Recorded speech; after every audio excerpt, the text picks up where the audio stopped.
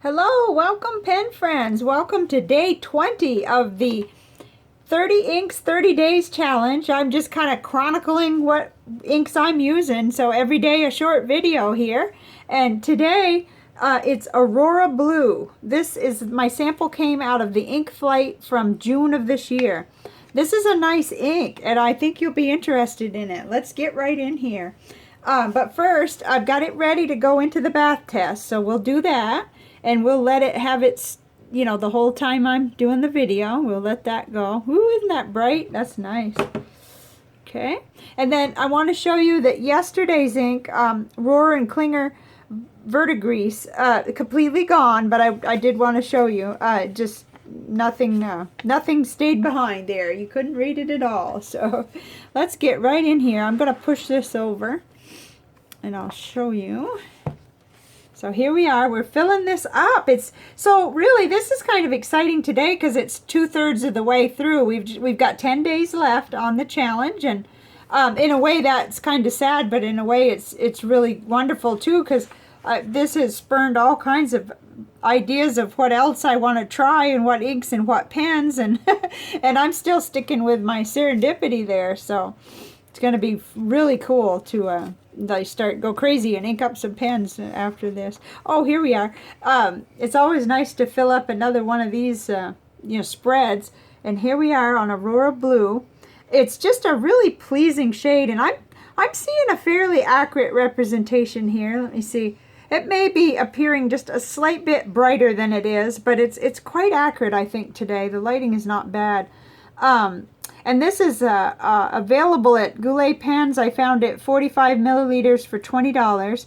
It is made in Italy. So, and my first impressions are really that it's just really pretty, and I'm looking forward later to writing a lot more with this as the day goes on. I'm going to be gone for a while out on my appointment, but this evening I have several letters ready to write, so it's going to be nice. But let's see how it did in my Tomoe River. This is the Cafe Note from Nanami Paper Company. If you're just tuning in, some of you already know by heart what I'm using here. It looks, I think, really nice on this. And this is the journal I'm keeping to chronicle my ups and downs with my intermittent fasting and low carb. Doing really good with the intermittent fasting part, but I think my low carb part I need help, so I'm going to see the doctor today. Just trouble sleeping and trouble with foot cramps and stuff. So they'll check my electrolytes and they'll check, the minerals and all that, I guess. And I'll see what kind of help I can get. It'll help me even if all they give me is a paper saying what's going on, because then I can figure out what I need. So I love how this looks. And it wrote really smooth on here. Enjoyed it very much in there. And I expected that ink to be lifted off even more by now, because something I'd read that came from Ink Flight said when you didn't need a permanent ink, this was a great choice for the office, and being the blue that it is. So I thought maybe it would completely vanish. Okay, so on the envelopes, we're seeing a pretty typical thing here. Feathering on the cheaper Ampad brand, which wasn't created for fountain pens. And then it looks really good on the Clairefontaine Triumph envelope as usual. And we'll be doing a water test on that later for those just tuning in. And then on the Leuchtturm dot grid paper, I didn't see any bleed through at all. There might be faint shadowing, but it is a nice bright dark, kind of somewhere in between bright and dark blue. It looks beautiful on the Clairefontaine spiral notebook here. And of course, no problems with that. Let's see. Here we are on CVS Caliber paper. Oops, I always like to show the top in case you want to see what it was from. A little bit of shadows there. Looks good. No problems on that. And it didn't even bleed through the Office Depot College Rule notebook. It's a cheaper notebook I like for, processing my day and going through notes and lists and things. And then on Rhodia, looks great, of course. This is Rhodia dot pad. Whoops, a larger size. And, I was noticing on this, I'll hold it down a little, we've done 1, 2, 3 other 4 other blues, but we're still not even close in really to those other ones. Aurora Blue is different. You know, it's in its own category, and there's a few other inks that I had in my collection. I'll show you in a minute. But, you know, it doesn't really compare with, excuse me, the other ones, the other blue that we've done so far. So it's going to be interesting. So first, let me pull over. This is what I did last night. I could only find a couple that in my collection that I felt like really kind of went with it. But then we'll pull over the other blue panels that I've done.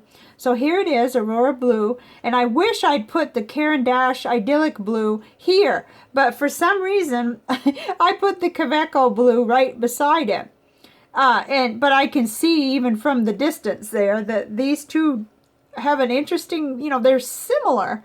I would say the Caran d'Ache Idyllic Blue is lighter. They moved around about the same. All 3 of these did with the water. It was a very similar effect with the water introduced on there. Of course, Kaweco Blue is just so much darker. Oops, I hope that'll focus. Yeah, it's so much darker, so there really isn't, it doesn't really compare. But let me pull out the other, I've got several charts I'd been working on. And I did notice that there were couple. Where were they? Oh, here it is, right here. I did almost feel like, well, see, that's not, Pilot Namiki Blue doesn't compare either. This is quite unique, I would say, to what I have. And then again, you guys know me by now that I'm always usually after bright inks in the different colors even. So let me see. I had also, this was the one I was thinking, well, I could just put it down here and we could look at it. I'm still not seeing anything on this that compares to the Aurora Blue. So these are kind of what I would consider more muted, and we just don't really get there at all. So but I thought it would be cool to compare them. And then of course I had these really bright ones. This is where my heart is with the bright turquoise pop color like that. I really like that.